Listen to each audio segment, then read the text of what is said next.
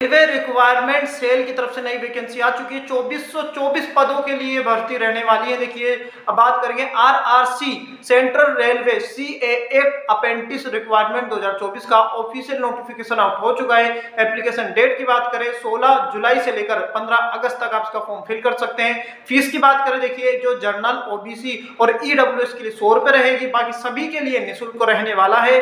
देखिए अब बात करें इसकी एज लिमिट की बात करें, जो 15 से लेकर 24 साल की अगर आपकी एज है तो आप इसका फॉर्म फिल कर सकते हैं। क्वालिफिकेशन अगर 10th है आपके पास, 10th पास हो और आईटीआई आपने कर रखा है, आईटीआई सर्टिफिकेट है, तो आप इसका फॉर्म फिल कर सकते हैं। देखिए 24 पोस्ट है। अब बात करें पोस्ट का नाम क्या है, RRC central railway CR warriors post requirement 2024। देखिए इसके अलावा हमने इस इस वैकेंसी को लेकर लॉन्ग वीडियो बना दी है, आप लॉन्ग वीडियो भी देख सकते हैं। पोस्ट आपको स्क्रीन पे दिखाई दे रही है। कंप्लीट जानकारी